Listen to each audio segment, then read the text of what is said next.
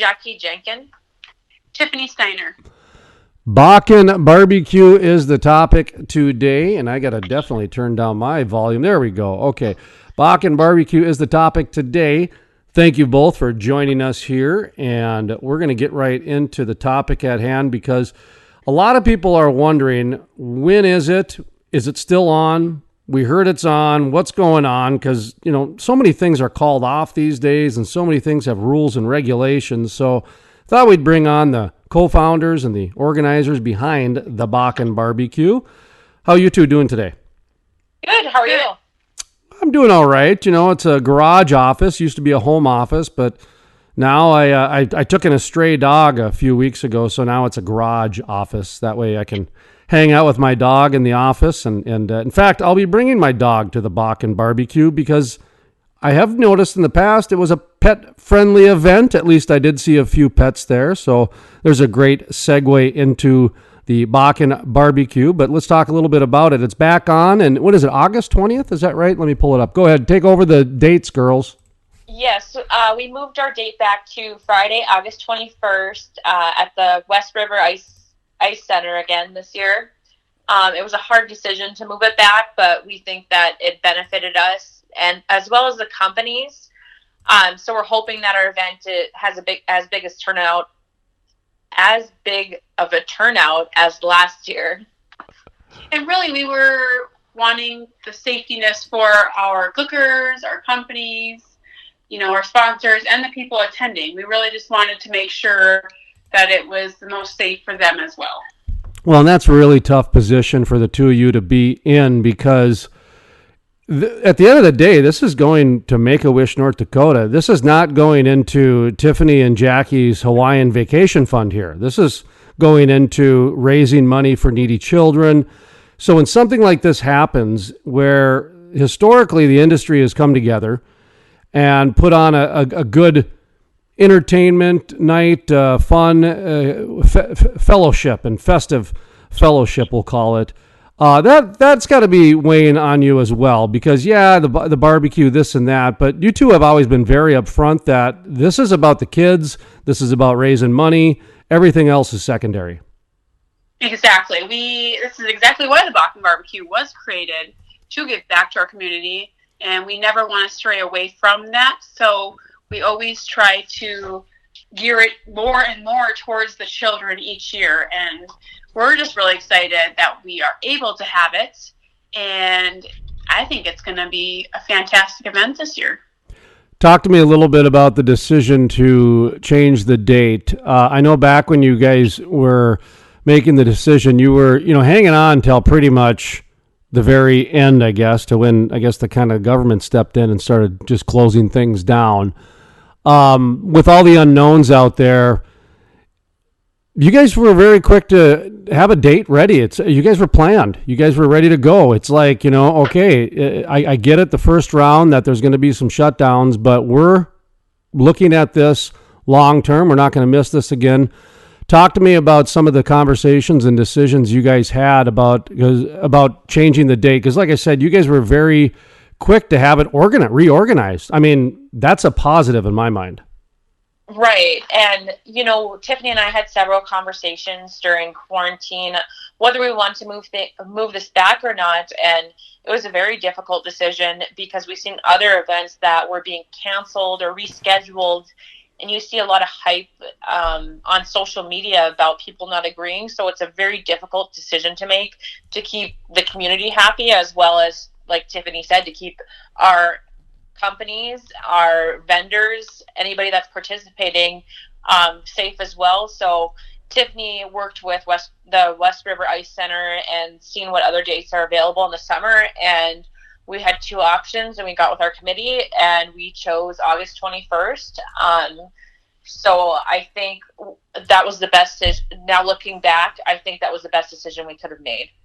Tiffany, how about when it comes to some of the sponsors, some of the shuffling of cookers, that sort of thing? I know that you're actively involved in that side of things.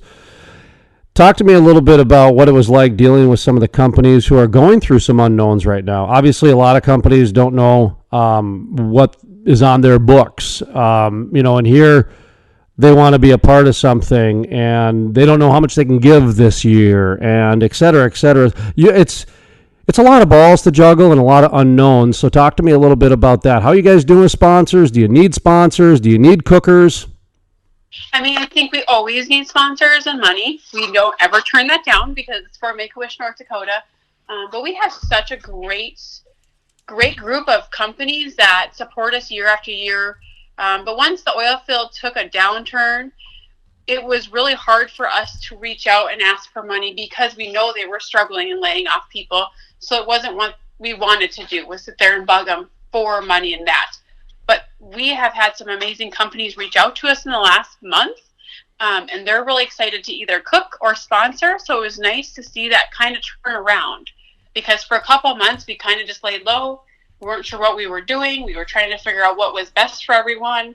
And in the end, we decided, moving into August 21st gives companies more time and money to spend on the Bakken barbecue if that's what they want. So I think a lot of the companies, they look forward to this event every year. And maybe it's their only event. Maybe they have 10 events that they do. But it's something that they can give back to the community, and the community sees them there as well. So it's such a positive for both sides of it. Doesn't surprise me to hear that, because I'm going to do a blanket statement here.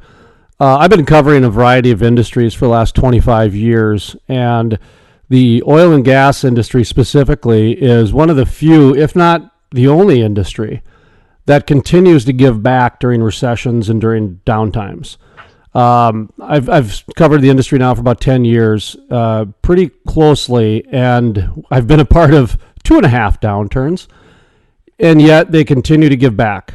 I generally don't see that in a lot of other industries. In fact, tithing, if you will, community development is usually one of the first areas to get cut back. That's usually one of the last areas I've seen in oil and gas. Research and development gets cut first in oil and gas. Joking, but actually not really. The community part of it is really important to their business plan. That's one of the attractions I've had about the oil and gas industry. Tiffany, you mentioned the sponsorships. Jackie, you can talk about this too. How are the communities responding to this? Is everybody, doing okay? Does the community sound like they're going to come out and support this? Oil and gas has become politicized, obviously, in the last few years. So just talk to me about the vibe and just kind of what's going on out there with the communities. Our community is pretty receptive to the fact that we're still continuing to have this event, and they're looking forward to it. I've heard a lot of people say they were kind of bummed that our event wasn't in June, because it's something they look forward to year after year. So I think, the excitement is going to build now that it's going to be August. And I think we will have a lot of support from our community. And, people are definitely taking precautionary measures, but we revamped our venue, luckily, prior to all this happening. So I think we will accommodate those people that are taking precautionary measures to keep the social distancing. One thing that's neat about what you guys have already established is there's a lot of room to roam. I mean, you got a lot of tables to sit, far apart. If people want to practice the social distancing, they can. Even the areas of the kiddie areas and etc. What is going to be offered this year? Is it going to be the same as before? Talk to me about, live music in the past, kiddie corners in the past, face painting, that sort of thing. Give us a rundown of some of the things people can expect and enjoy at this year's Bakken BBQ. Well, like Jackie was saying, one of the really cool things we sat down prior to everything happening, we wanted to revamp the venue map because we wanted to be able to add more companies. And we know it was a little squishy last year with everything having companies in the middle. So we revamped it so the companies are on the outside of the parking lot. And then all the seating will be in the middle. So we're able to add more seating and a bigger area for the kiddie corner, and seating in the kiddie corner for parents that want to sit over there and watch their children. And then we're also adding, a really cool thing we're adding this year is bull riding. So that'll be right as you come in the entrance. You'll be able to go try your luck at some bull riding and see if you're good at it. But other than that, we'll have Mavericks Bar there providing ice cold beverages. We are having a DJ this year, Power Play DJ. They are going to help us with our Hawaiian beach theme. And I think it's going to be a lot of fun to have them. We are also doing a live auction, kitty corner, jumping castle, face paint, kind of all that. We are also doing our raffle that has over $20,000 in prizes. So we're excited. We think it's going to be a really good year. We've had 26 companies sign up, and we had 24 last year. So I think it's a good thing to see that people are willing to come out and support the Bakken barbecue, even with everything going on. Well, that's fantastic. I was going to ask you, in fact, my next question that I wrote down was, how do you think you're going to do this year coming off of a record year? Because last year, I mean, I was at the award check presentation where you guys gave away, was it $100,000? It was. So $100,000 raised last year, and I believe that was a record year. It was, yeah. So coming off a record year of cookers, coming off a record year of money being raised, coming off a record year of, hey, this all is coming together. You know, you mentioned the live auctioneer, which turned out terrific last year. I mean, just you guys were able to really have so much of it come together from a planning standpoint and a monetary standpoint and yada, yada, yada. Now this year, how are you guys doing? What's the nerves like? But it sounds like that the cookers have increased, so we're off to a good start. So the cookers have increased, and like you asked, we are definitely still looking for sponsors. We're really hoping that our community steps up and comes and participates or comes to our event and to support us, and hopefully we can have a really good live auction this year. So maybe we'll get close to our record year last year, but if we don't, at the end of the day, you know, that we're still thankful that we get to have this event this year versus canceling. All right, that seemed like an answer that you guys need sponsors. So let's talk about that a little bit. How can people contact you guys and sponsor you up? Because or what kind of sponsors are we looking for? I mean, obviously the different tiered ones, but are there other kinds of sponsors like kitty corner sponsors or garbage sponsors or anything like that? We have pretty much all of that taken care of. We do need some more live auction items and some just regular tiered sponsorships from 5,000 on down to 500. So if they want to reach out to us, you can email us at bakkenbbq@hotmail.com or Facebook or LinkedIn, any of those kind of items. Jackie and I are always pretty quick to respond.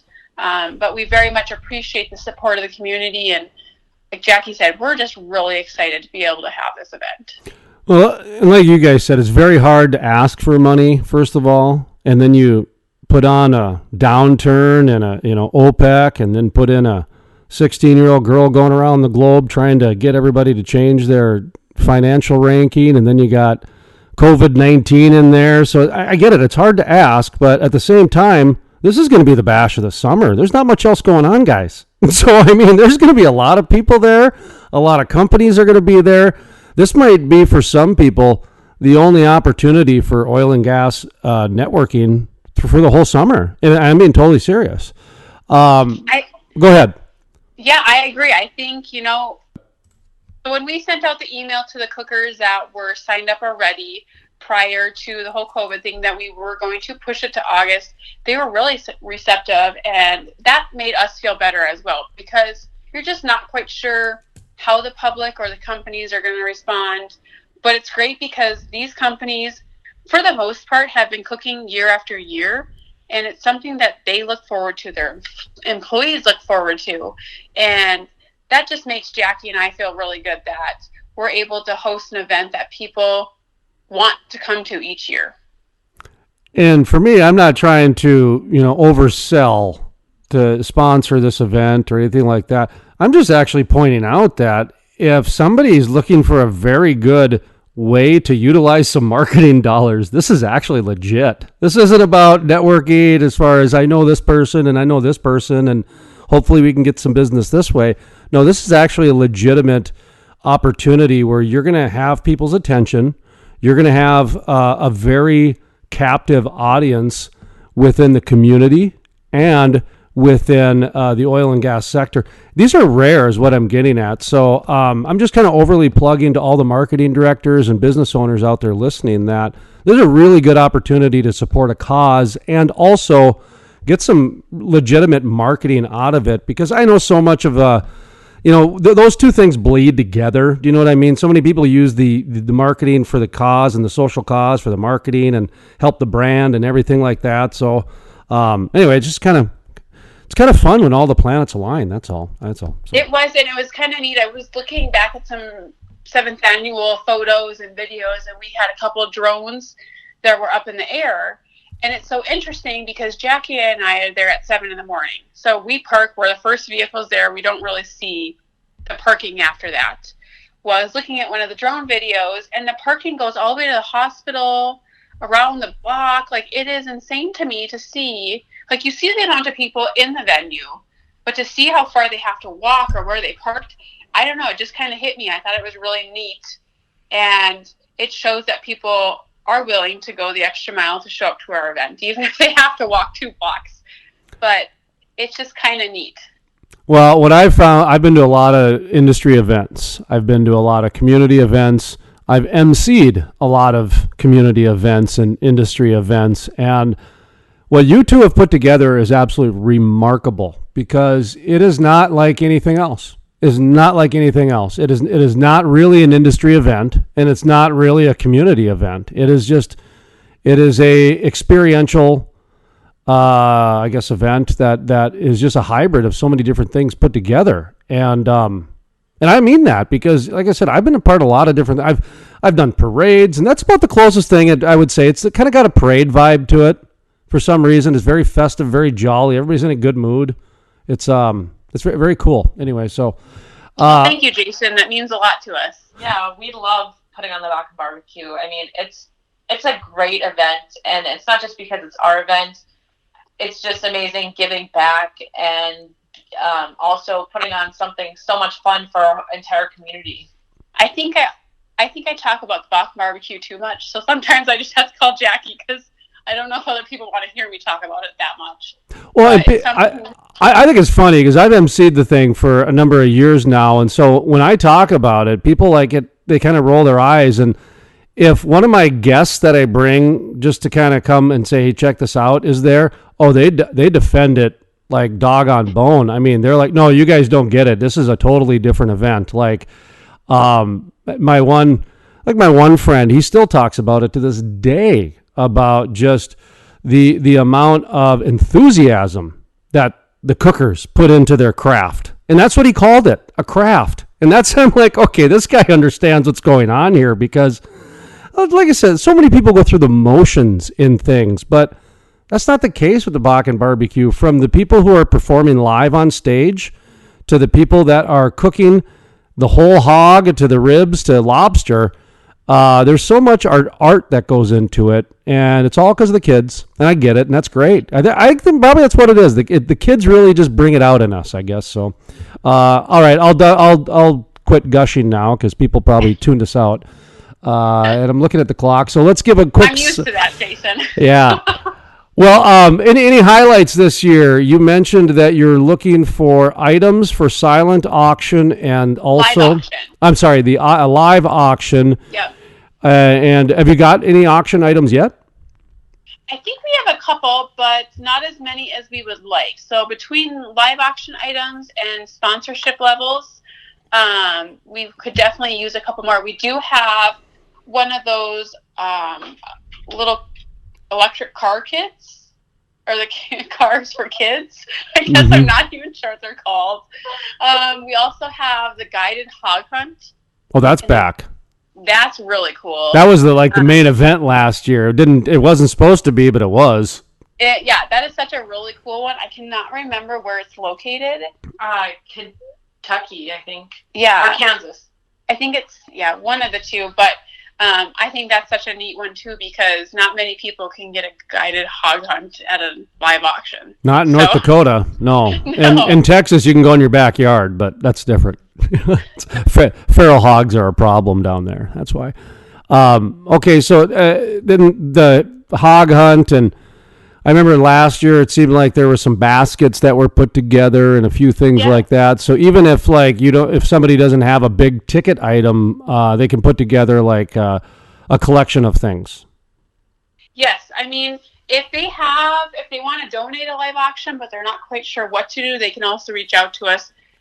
Jackie and Heather have some really great ideas for certain events or certain items, so we can definitely help with that as well. All right. Any final thoughts? Anything we left out? Anything we need to reiterate besides the date and times and all that good stuff? Just be there and come have a beach and good time. A beach and good time. Okay. And your flip-flops. And your hula skirt. Or, yeah.